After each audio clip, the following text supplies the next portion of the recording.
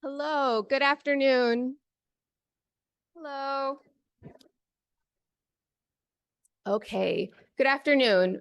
My name is Anne Frances Durfee, and I am a second year MESC here at Yale School of the Environment. I am part of the BIOMES committee, which BIOMES stands for Bridging Issues and Optimizing Methods in Environmental Science. BIOMES is YSE's flagship seminar series hosted by the Dean's Office and facilitated by a committee of students and staff. The intention of the series is to bring cutting-edge research and new ideas to the YSE community. BIOMES is community sourced, and we are always accepting suggestions for future speakers. As many of you know, there will be a short Q&A at the end of the seminar, and participants on Zoom can enter their questions in the chat box, and those in person, we ask for you to wait till the end, and we'll hand you a microphone to ask your question. So now I'd like to introduce today's speaker. Jinhua Zhao is the professor of cities and transportation at the Massachusetts Institute of Technology. He integrates behavioral and computational thinking to decarbonize the world's mobility system. He founded the MIT Mobility Initiative, coalescing the institute's efforts on transportation research, education, entrepreneurship, and engagement. He also hosts the MIT Mobility Forum, highlighting transportation innovation from MIT and across the globe.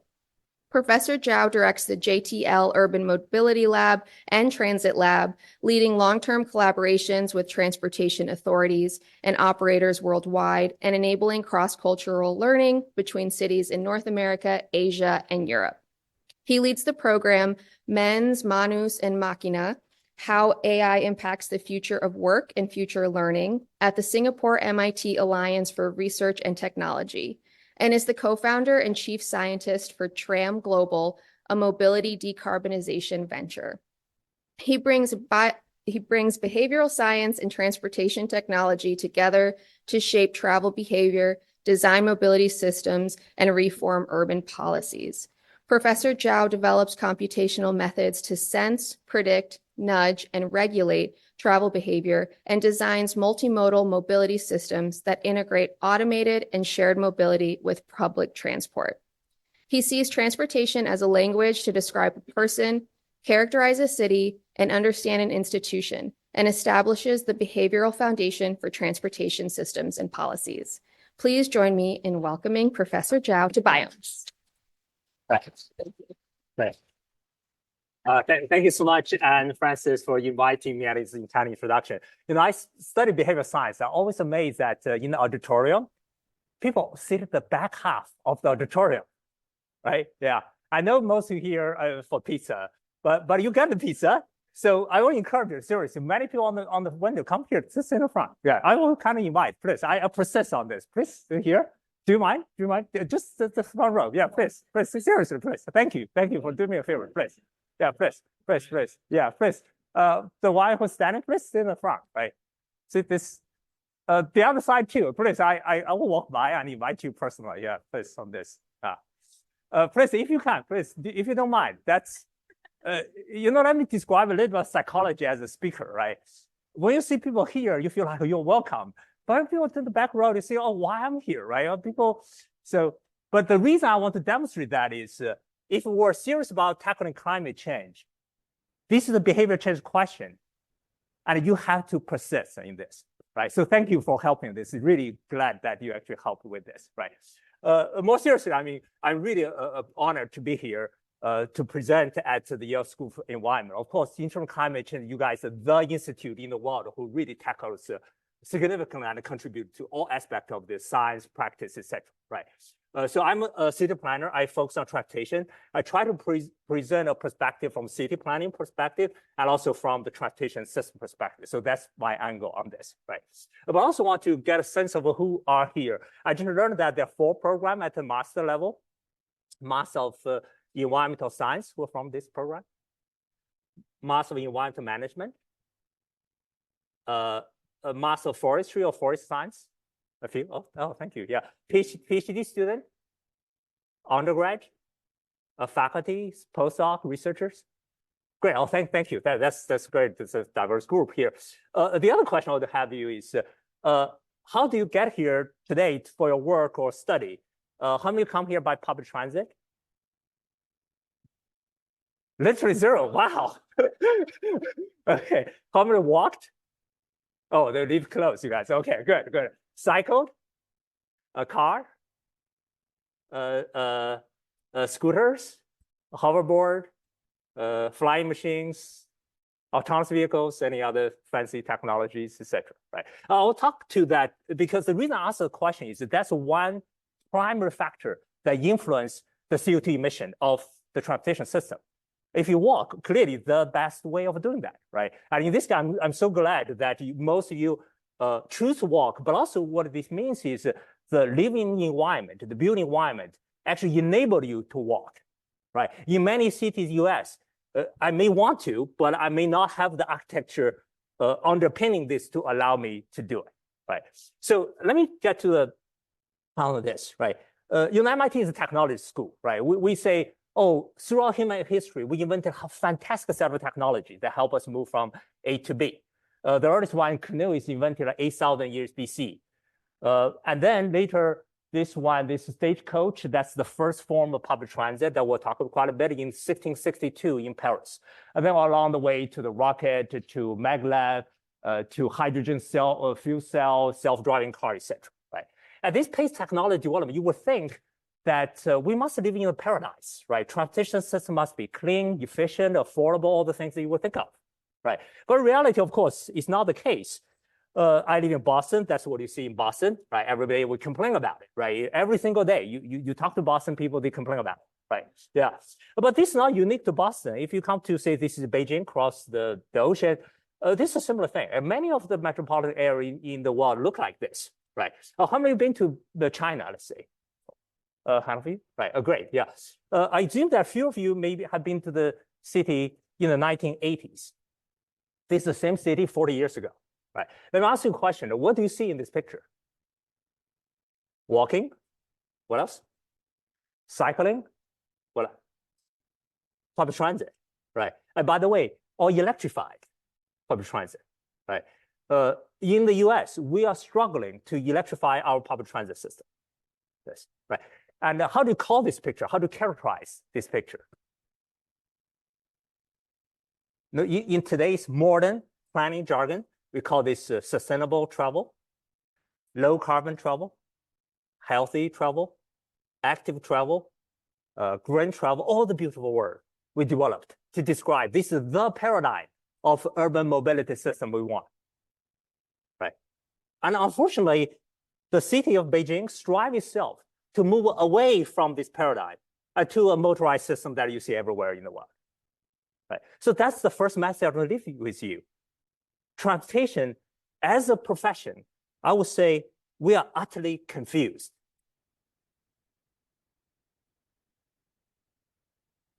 Okay, so let me ask you a few more questions here. Just have the how many people were killed in the road traffic crash in the US in the 2021? Let's try to get the order of magnitude right here. Venture guess. 40,000, 100,000, 300,000, right? The actual number, at least the official number, is 42,915, right? Is it too many or too few? I hope you answered too many. I mean, this is not a trick question here, right? Yeah. But here, the reason I think people hesitate is we really don't have a good sense of scale here, right? I'll give you a benchmark to compare, right? You know how many people died in, let's say, commercial airline industry in the United States in 2021?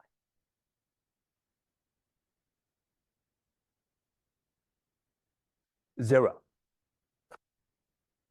So both are in transportation system, both are a transportation safety issue. Why we have such contrasting result? Right. I ask this question not as a pure philosophical thinking of a value of life, etc., but actually has a practicality. You know, in transportation, there's a whole bunch of technology coming at us, right? Name a few: electric vehicle, autonomous vehicle, roadside robotics, e-scooters, e-bikes, urban drones. For all of them, where are we going to position on this spectrum? Presumably, we're to the right of 42,000, hopefully better than that. But also, should we ask them to be zero? Right. These type of question, I don't think we actually have an answer for.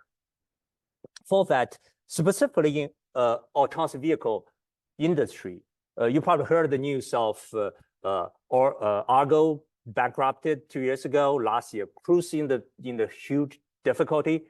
The whole industry actually asking this question: how safe is safe enough? And to be fair to the entrepreneurs, society as a whole in the United States couldn't give them an answer. And in fact, if you ask NHTSA, that's the National Highway Safety Traffic Safety Administration, we couldn't give an answer to this question to human-driven cars anyway. That's why 42,000, when we see that figure, who get penalized afterwards? Who get fired? Nobody, right? So that's one of the key questions. Before we talk about how to solve the question, we can define what is success, right? That's number one. Let me ask you a second question. What finances U.S. transportation infrastructure? So where the money come from? Where to build roads, build bridges, maintain all the things. So where the money come from? Taxes. So what's the major taxes on this?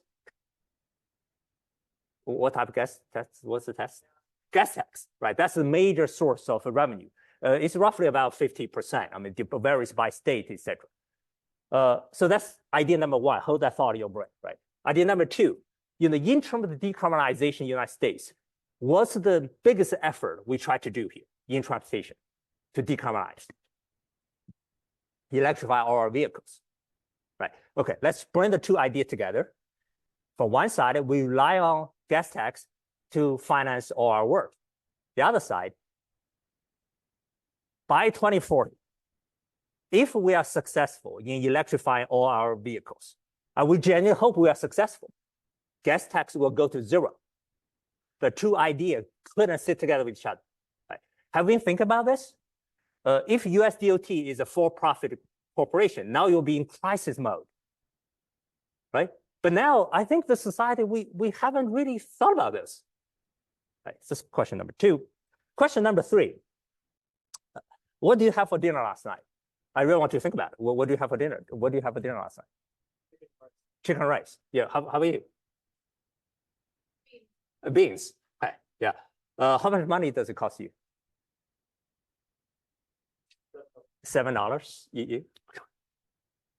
$3. Yeah. How much time did you spend on it? An hour? You? An hour? I would like everybody to think about this question, right? Okay, last question. How much carbon does that dinner embody? Have a guess? Have a guess? Anybody have a guess? Let's see. Let's get the order of magnitude right. Are we measuring in gram, kilogram, tons? Let's get that level right, right? Kilogram? Yeah, roughly. Yeah, kilogram, right. So here, it depends on your vegetarian or beef, it's 1 kilogram to 10 kilogram, roughly in that range, right? That's a dinner, this, right? I asked this question to show that actually not just the food. How about this jacket? How much carbon does this embody when you build the jacket? We drove from Boston using an electric vehicle from Boston to here. How much carbon does that make? You watch a Netflix movie the week before. How much that movie embodies, right? For every single activity you do, somehow in this society, we have a precise accounting on the money we spend. We have a precise accounting of the time we use, but we have no clue what carbon is, right? I would say that without understanding this basic question, solving climate change is a joke. If we don't even measure it, we are not even aware of it, how do we make a choice? And we have no foundation to change the behavior of this. Right. So that's one thing I would argue that we want to put money, time, and carbon as the three fundamental units of societal accounting. All right. So I give three questions: safety, finance, carbon. This is question in transportation we ask, right? But the broader question I would ask is, what is success? I don't think we have defined it in any of the areas. right? So this is actually, if you ask what is success transportation, it's not a trivial question. Previously, if a transportation professional will say, I solve congestion problem. That's kind of the classic notion of it. But actually today, if you think about transportation, there's a whole bunch of a social agenda being attached to transportation, right? We mentioned as a sustainability problem. The transportation constitute about 28% of a CO2 emission in the United States context, right? But also it's a social justice problem. We've talked a lot about mobility equity. For example, in Boston, many people couldn't afford a bus fare. I mean, this is the industrialized country. In the pretty rich, wealthy city, Boston, couldn't afford a bus fare, right? There's a public health question. Many of the obesities that we're observing in the country.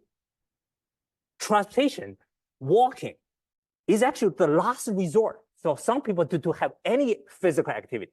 So for that aspect, in transportation, we often say, oh, let's solve the door-to-door travel problem, right? Let's have an autonomous vehicle drive from this door to that door.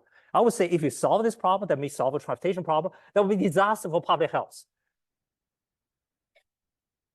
It's an urban livability problem, right? Why American cities look ugly relative to many of the European cities?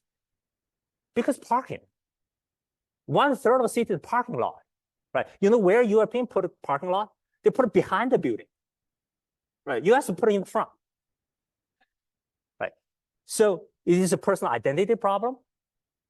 Why say that? Because if you ask many of the, particularly in developing countries, why you buy a car? I move from A to B, true. But also, I want to show that, you see, I have a car. I'm established, yeah, on that, right? An urban creativity problem. Many of the transportation, for example, in London, England, they built a major subway system called Crossrail, right? Do you know how the government, through the bill about a third, then there's the future fare, the bond for another third. The other third is actually the financial institutions, the banks and the insurance companies in Canary Wharf. They have to put money into this.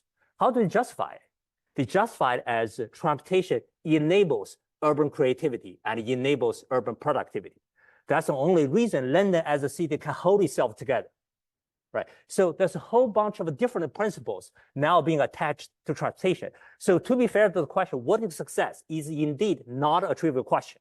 Yeah, we have to often consider all these things, but also you'll find there are tensions between them, right? All right, so that's the, I would say part one of my talk on this, right? For that, let me give you one example of why such a different framing matters. In terms of decarbonization transportation, there are two camps of thought. The first one is let's electrify everything. That's more technology school thought, right? Solve a battery problem, car problem, charging problem, etc. Right? So basically saying the car has a problem, let's fix the car, right? But that's the second school of thought. It's saying let's get rid of the car. Car is the problem. Doesn't matter how good it is, right? They're very contrary. Even at MIT, we debate this all the time, the different schools, right? Why this debate is important? Because depending on how you measure this, for example, electric car may help to some degree solve the sustainability problem. But will electric car solve the social justice problem? Will that solve the urban livability problem? Not necessarily. Yeah, even congestion problem, electric car doesn't really solve anything of it, right? So here, which solution you choose really depending on what your goal is. All right. So here, in computer science, there's something called alignment problem. That's today's the problem computer science try to solve with respect to artificial intelligence. What it says is, how do you align the human value, human preference with the machine value and machine preference? So basically tell machine what do you want, right? But it turns out in transportation, we not only kind of align between people and a machine, we couldn't align ourselves. Right? Collectively, as a species, we haven't answered the question, what is our goal? Right? All right. So that's part one. What is success? Right? I hope that's the most important message I leave you today. Let's think collectively, what are we aiming for? Right? All this technology I presented at the very beginning, what are those technology are being driven towards? Right? That's a more important question than the technology themselves. All right, so maybe I pause here to see if any comments or questions from the audience before I move to the second part. This is kind of the why question, right? And then later we'll talk about the how question. Go ahead. Right. About studies that would analyze the impact of like lithium mining associated with batteries for electric trains and buses versus the lithium mining impact for producing all of these batteries for electric cars, and how people are factoring that kind of negative externality into this question of what is success. Oh, good. Oh, thanks. Yeah, that's a great question. The couple of things to pick up from it. One is for trains, we actually electrified most of them anyway already, right? So that's a lesser issue. We're already doing that. It's the bus that's the problem there, right? In terms of the battery, clearly the bus needs a bigger battery. The management more challenging on this. But here, maybe I will put the most difficult thing about electrifying public transit is actually a geopolitics problem. That's very different from a technology problem, optimization problem, etc. Why I say that? This is about US-China specifically, right? China's electrification in general is better than US in terms of the cars, etc. But in public transit, China dominates. 98% of the market of electric buses are in China, produced in China and utilized in China. The BYDs, the Yutong, the Zhongtong, they're very happy to sell buses to the US, but US don't want them for other non-transportation, non-sustainable reasons, right? This lecture, we don't want to get to the geopolitics, but that has a specific consequence in the electric buses. A couple of years ago, the electric bus is a demand problem. If you talk to the city, they say, oh, that's too complicated, I don't want to worry about it, right? But today, every single city either announced by 2035, by 2040, we're going to electrify all our buses. That's all the cities. You look at all their reports from city report, Los Angeles, New York, Boston, every single one to say that, right? But unfortunately, US do not produce electric buses anymore. There's a handful of companies, some of the bankruptcy, some to retract from the US market. There's one still doing something there. That's a big problem there. So the climate change goal versus the let's see, reshoring the US industrial policy goal are at odds with each other, right? This is really quite a kind of awkward situation there. US need the bus, China can produce the bus, all for good reason for climate change, but we wouldn't allow it to happen. This similar thing for the solar panel, many other things as well. But thank you. That's a great question. Any other questions before I move on?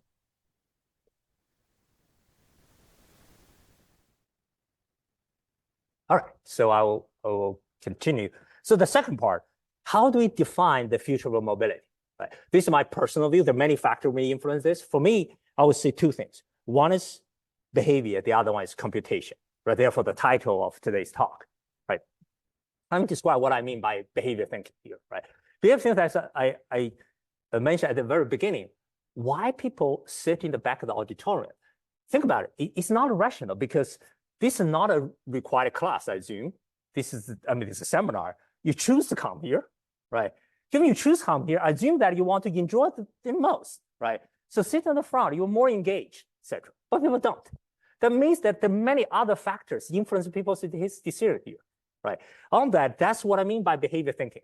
In transportation, we have the exact same problem.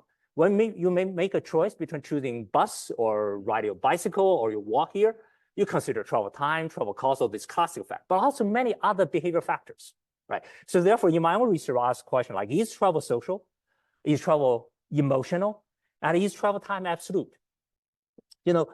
This, if you're a classic transportation professional, you will see this is a very odd question. We don't ask this question. So we're engineers, we build trains, we run trains. Why this about, right? So, but that's the part I think very fundamentally drive people's decisions. So that's what I'm interested in doing this. Let me connect to why this is important. If you look at a bunch of business decisions, right? You may heard of the term like EV, electric vehicle range anxiety problem, ride sharing pricing problem, autonomous vehicle adoption problem, congestion charging in New York, ownership versus access, car profit margin, all these questions, right? So who worry about it? The EV range anxiety, Tesla worry about it. Because if you don't solve that problem, they cannot sell the car to you. The ride sharing pricing problem, who worry about that? Uber and Lyft worry about that, right? And many of my students graduate from MIT, they work for Uber and Lyft to try to have the most fancy optimization record to charge you so to maximize the profit. Right? There's the AV adoption problem. Who worry about that? That's the Waymo, the Zoox, the Cruise. They worry about it. Congestion pricing. That's the the DOT worry about it. New York City DOT worry about it. Right? For all these decision questions, business decisions, you can translate them into behavior factors that we can study and try to offer some answers to. Right? So that's why the behavior thinking is actually fundamental in influencing people's choice and influencing the whole mobility system. Then on the computational side, right? AI is a term, and now we use it all the time. It's popular, but in transportation, we've been using it for a long time. Traffic management, on-demand mobility operation, assisted or automated driving, proactive infrastructure maintenance, EV charging, discharge management, smart parking. All of this we've been using AI broadly defined, right? Or AI now is being generalized so much, basically means computation almost, right? Data and computation, right? Transportation have been applying this a lot, right? So here, I try to really demonstrate that what's really interesting is to bring the two together, right? From one side, you ask the question, emotional, social, perceptual question. The other side, you bring the electrification, automation, connectivity, sharing technology together, right? That's where how you design the interesting mobility system and understanding behavior better. Right? And this will be supported by the computational foundation. All right, so that's the second half of my talk. Let me see what's the time now. Okay, so it's about half point, yeah. So here I try to really introduce artificial intelligence as a way of representing the computational thinking. I try to bring the behavior side into it. To give you some examples, why in a certain area that it helps, and where it doesn't. Right? All right. So with the data algorithm computing power increasing significantly in the past few years, right? What we can do, I put them into 5 categories. Right? One is representation. Right? How to represent the world differently. Right? Prediction of the future demand. Right? Explanation. That's more of an AI for science. Right? How to build theory out of AI rather than AI just build a prediction. How do you offer control or optimization? And lastly, how do you create? Right? So for each one of them, there's a specific kind of notes, but here, given the time, I'll emphasize 3 parts, give you 3 examples. So one is prediction, how to use the deep hybrid model to utilize unstructured data for prediction. The second one is on control, how to improve the bus service level, particularly reliability of the bus of public transit so people can use it. The last one is how to use the generative AI. You probably heard of the large language model or the large multimodal model, right? Because it generates both text, video, audio, the images. So how to use that for the planning process. So let me start with the first one. That's with the student Jinhua and Ding in my lab. So here I mentioned what factors predict people's travel behavior. First of all, why this is important? As I mentioned, this is the most fundamental factor influencing energy consumption and the carbon emission, right? You walk, you cycle versus use car, use bus, use train, use plane. You have a fundamental consequence of this. So how do we predict? How do we understand and predict people's choice, right? So you wake up in the morning, how do you decide you walk versus you take the car? Right. See, we travel from my family here, my wife and Penny. We drove an electric vehicle here today. So why we choose that? Could we use a train? Could we use a bus? Could we rent another car? Why we use the electric vehicle? So those are the choices right here. Right. So one of the factors to the left are the classic factors: the time, cost, socioeconomics. That's most transportation engineer and transportation economists use to do, right? Then to the right, that's a bunch of for a while we called it additional. Attitude factors that have, for example, can we measure your environmental consciousness explicitly? And can such consciousness degree influence your choice? Or can the notion of, say, car pride, this is, I coined this notion, the additional factor that the reason you motivated by car, in many of developing countries on this. Will all those factors, or your habit, right? Will all these things influence your decision? That's what city planners care about, is a building one. Remember when I see majority of people walk here. I applauded for that, but also I applauded Yale University or New Haven that has the building environment that enable you to walk here, right? So that's the building environment discussion, right? So for today, when we talk about AI application, we're focused on building environment part. City planners typically have been treating building environment in the following way. We call it handcrafted features, meaning we have some theory, we call it 3Ds, the density, diversity, and the design. The factor we think will impact people's control behavior. For example, we measure population density, we quantify it, right, based on the building environment, and we quantify into the figure, and we introduce it in this model. But here, let me introduce a very different way of doing this. This is now what AI can enable us to do, which is the direct representation from the images. Right here, for a while, transportation only take this so-called structured data. By structured data, we mean the thing you have put in the relational database of a table, the X all the time is the 10%. But for this unstructured data, for images, language, etc., we don't know how to deal with them. Right now, with AI, we can actually digest those images directly. This is actually generalizable.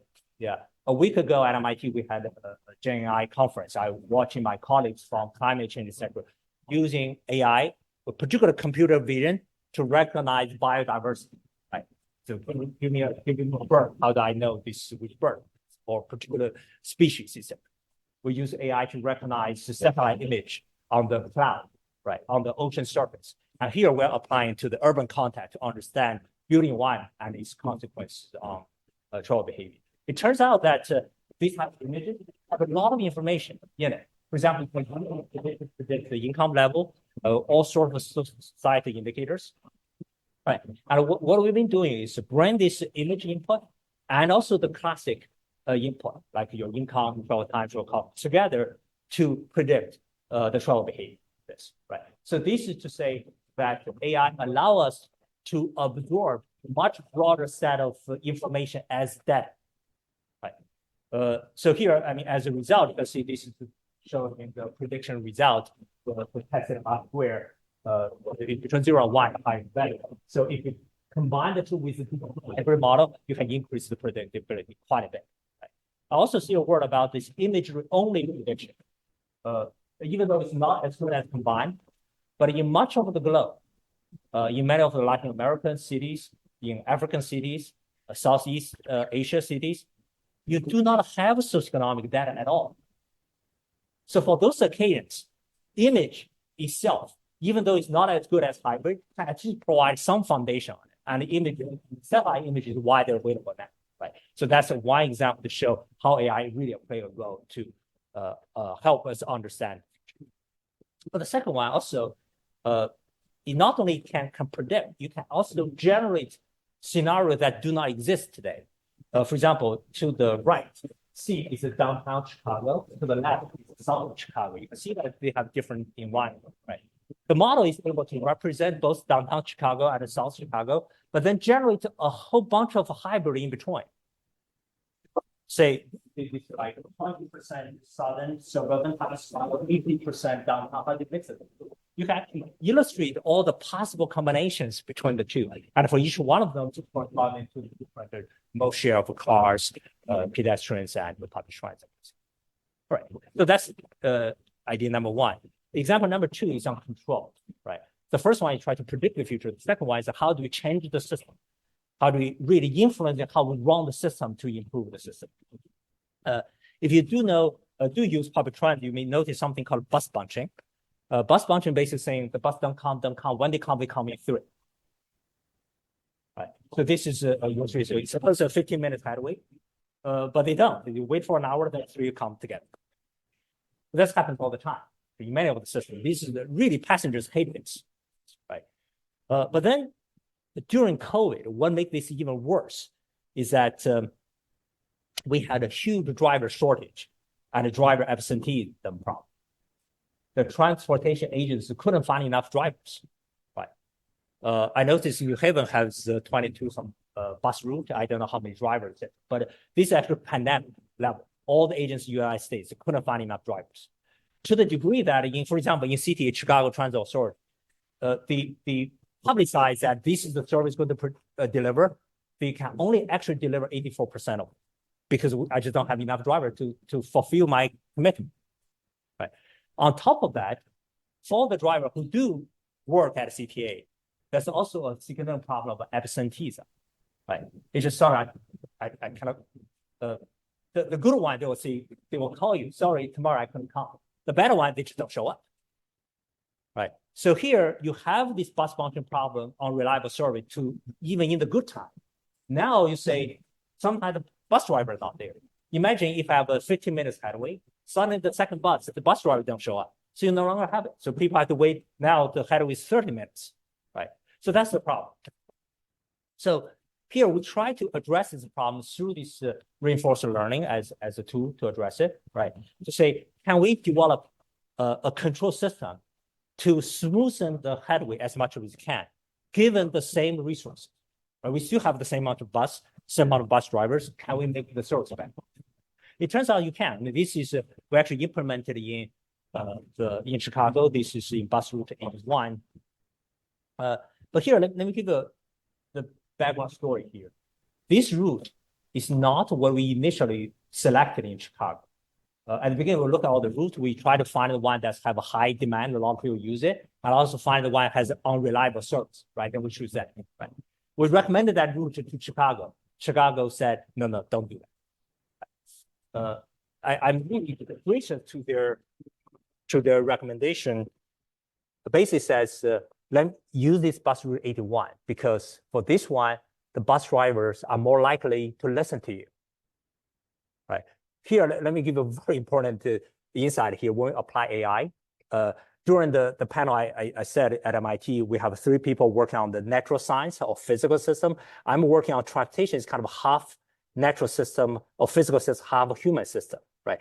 That's a major contrast between AI applied to biodiversity, climate change versus AI for a transportation system, where you have to understand and respect human behavior.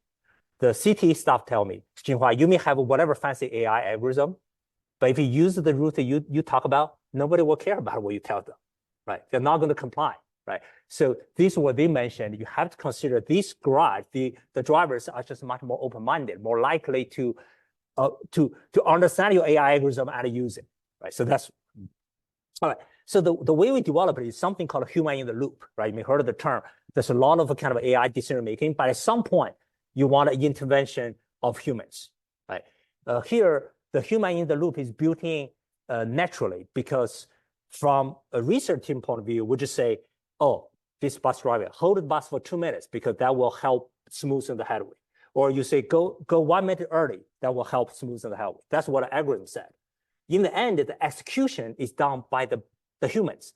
They're by the supervisor and by the drivers. So therefore, human in the loop is built into this, right? For that, you will find that to what degree the driver comply with your AI recommendation itself is a major question we have to understand.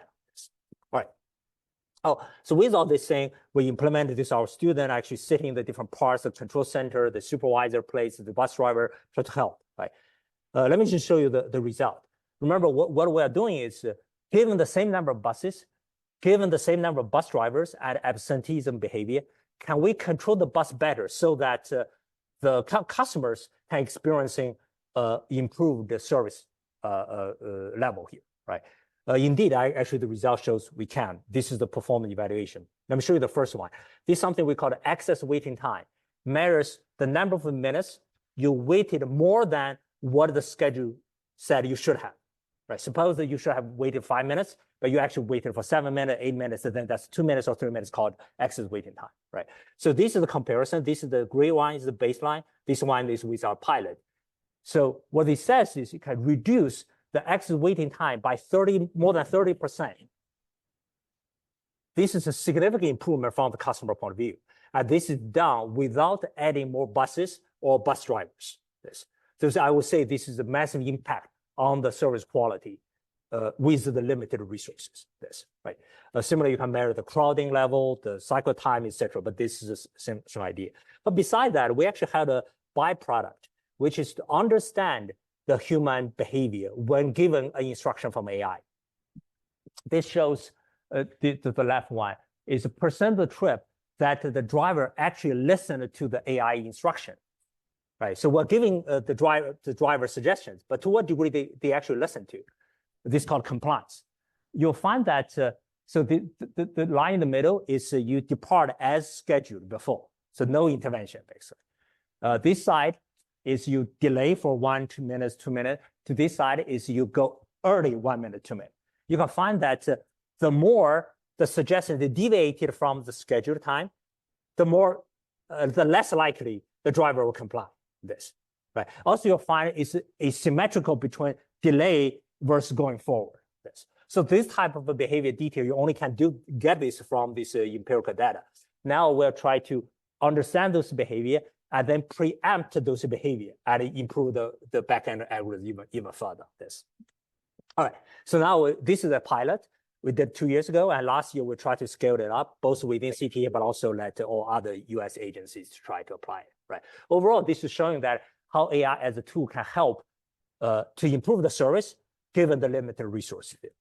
All right, so the third one that I will end here is about the generative AI, right? Probably that's what last year being so popular from ChatGPT, DALL-E, Diffusion, Midjourney, all those things, right? So here, let me describe a little bit on, in the city planning context, what leads to people to walk and cycle to reduce carbon is very much a function of the building environment. Here, how many been to this Highland before in New York City? Yeah. So in this, clearly you'll be very happy to walk, right? To the left, you will not. So this is the specific design the building environment context will influence this, right? Similarly for many other design features in this, right? And also at the macro level, the urban density matters a lot, right? This is contrasting between Atlanta and Barcelona. They roughly have a similar level population, but in terms of the area, right? Atlanta is like, 20, 30 times bigger than Barcelona, right? So you can imagine that in the Barcelona context, it's more likely you will walk, cycle. And that's what we call these 15-minute cities. Your most of life you can conduct within a 15-minute circle here, right? So therefore, basically saying that urban design matters here, right? All right, so then let me describe how city planners do this, right? So I'm the planner. I'm given this zoning, policy, traffic, social interaction, public engagement, all these ideas, right? Then I absorb all those things, and then I will generate a plan. This process will take about, say, 3 to 6 months, right? I'm not sure you ever participate in this public engagement meeting. So the planner will present such maps and ask your opinion, right? It goes often like this. Some of the very active residents come up saying, oh, this is an interesting plan, but can you add a bicycle lane to this? It would be interesting. Or say, oh, what if you have the bus route deviate 1 block so that my kids can go to school better, etc. Right? They give all sorts of suggestions, right? What the planner typically will say is, oh, great ideas. Let me absorb them and come back to you. But come back to you when? Come back to you in half a year. Half a year, momentum is gone. Nobody will even remember what you talk about, right? So that's the typical feedback loop. So what we try to do is, can we add AI to this so that we can generate such a plan in a couple of minutes? So that you give me an idea, let me put it in, and I will show you the result right away, right? This immediacy actually is critical in enable these dynamics between getting the idea from the public and actually translating into the plans. So that's the goal. All right, so give me some example. This is a piece of land north of Chicago, right? So in the discussion, you can say, oh, can we develop in this following mixture? So option A is 35% resident, 15% commercial, 10% park, open park. And the second one is industrial, the different, let's say different options, right? So can we generate corresponding plans very quickly? So that's the goal, right? So for this one, up to just 2 years ago, you have to do it like a manual on this. Right? It takes a lot of training, urban design, a lot of effort to actually implement this, right? But now we actually use this Gen AI technology. Let me describe this Gen AI. It's called Stable Diffusion, right? You have this baseline model, and then you add another one, which is a trainable copy, where you absorb, you let the model learn about the urban planning process. So the data feeding into that is from this OpenStreetMap. Basically, this is a very good open source database where it shows the different residential area, commercial area, park area, industry area. So basically, here's the satellite image. It labels this industrial, this commercial, etc. Right. This is if you're familiar with computer science, this is the ground truth, basically. Right. A similar thing like this pet or dog. This is this type of bird, this type of goose. All sorts of things. Right. So you need to feed the model with this type of data. The OpenStreetMap is a really large scale open source data that you can use. So the student Jinhua actually bring this in and use this data to train this stable diffusion model, right? So let me show you what it can get, right? This model will take two things. One is your description. What do you want in the design or in the development regime? And then also what type of constraint you want to respect. So here's the railway track. We're not going to change that, let's say. Or here's a lake, respect the lake, etc. So then can you generate this design? So the goal is not just generate an image. Now you can use DALL-E to generate also the image, but you want to access control in the image. So that's the first one, right? That's a control relevant to your urban planning process. You want to produce alternative. You want to respect existing infrastructure or natural environment. And also you want to learn different local features, right? So this is the Los Angeles flavor. This is Texas flavor, for example. So let me show you some results, right? The first one is having control. Indeed, actually, we find that we can have a very strong control here. So this is in Chicago, 40% residential, 15% industrial. It can generate as such very quickly, right? Yes, respect, right? So you can generate alternative design for the same control. You can generate multiple designs, right? You can introducing respect the existing infrastructure. For example, this is in this area of Chicago. You can say this is without respect of any of these rivers, these tracks, etc. So now we say, here's the river. So then here's the river. You respect the river. Here's the railway track. It will remember those railway track and respect that. You can add to the road network and respect the road network. So here, the model is really able to, from one side, understand your description, what's your goal of the urban land use pattern, at the same time, respect whatever constraint, infrastructure or natural environment in it. The second one is it can also develop different features, right? So this is say Chicago flavor, but then if you say, oh, what if I like a Dallas idea? So the model is able to learn what do you mean by the Dallas style and then apply it to and generate Dallas or Los Angeles, etc. Right? So here, the final just say, this is the 5 things that representation, prediction, explanation, control, and creation. That's what AI can do, right? We're making different levels of progress in that. There's a huge potential in it, right? But let me mention one thing that it cannot yet. There are 2 different roles of a model in city planning. The first one is the model actually predict a number or control the bus schedule, etc. Right? That's for substantive use reason. But there's a distinct function of models in city planning called communicative planning, right? Means that you need to explain to the public or to the decision maker what your reasoning. That's where AI really is struggling, right? Many of the black box models, right? We don't understand what's going on in it. We cannot offer a deeper sense of the interpretation of the model. Therefore, you cannot communicate the idea to the public, right? So in that sense, the model is far from useful in that, right? So here, that's a broader summary. The 5 things I just mentioned, AI can be very good at it, has really a lot of breakthrough. In terms of communication, there needs to be a lot of more innovation to improve the interpretability of the model before we can use it in the communication process. But lastly, let me come back to the point. What is success?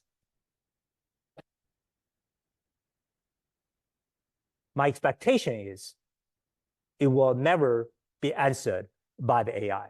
Or this is a positive statement. But in the normative statement, I would rather AI not to answer that question for us. So that's the area I hope to remain with the human ingenuity on this. Right. All right. Thank you for the.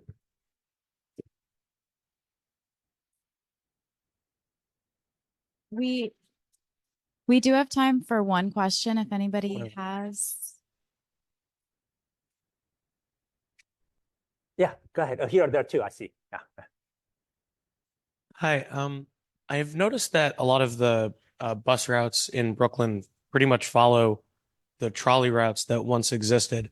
And it seems like in a lot of cities, we have this unfortunate thing in North America where we had a really efficient trolley system, which I love because I think they're like an elegant way to travel and they look nice. But do you think that if a city were to sort of revamp and look at maybe putting in a light rail, how much should be paid attention to where it was already versus like other methods of thinking about where to put a new system? Like, should you just put it where it was, or have cities changed too much to have that be safe? Thank you for the question.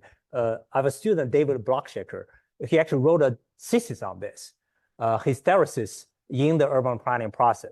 If you trace the history of where we have our bus lines, railway lines, you can trace back all the way to like 1860s, even early, from at that time, from streetcars, etc. Right.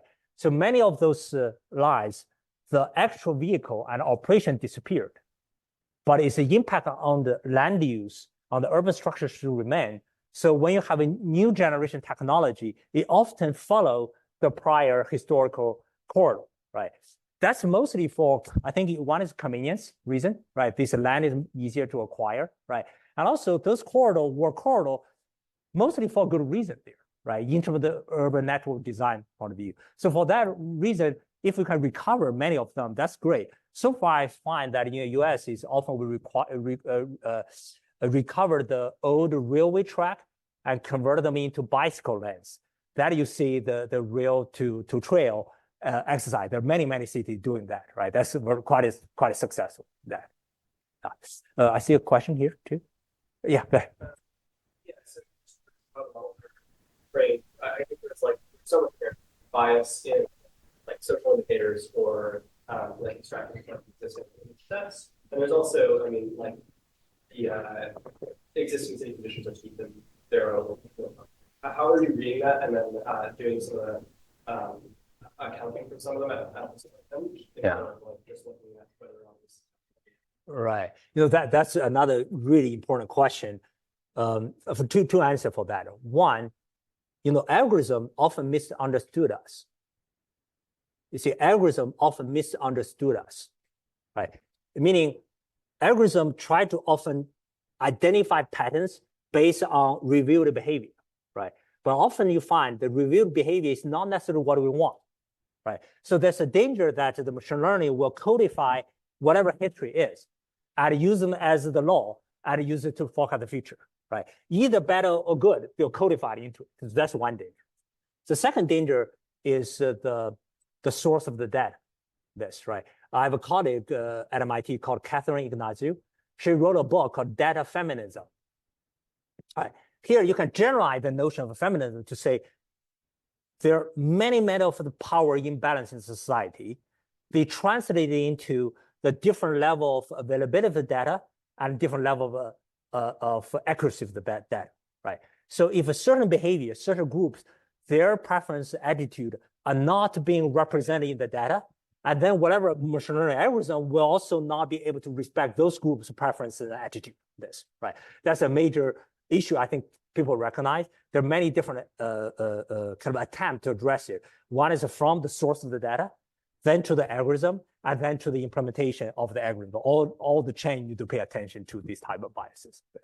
But thanks. Okay, would you guys mind giving a round of applause for Professor Zhao? Thank you so much.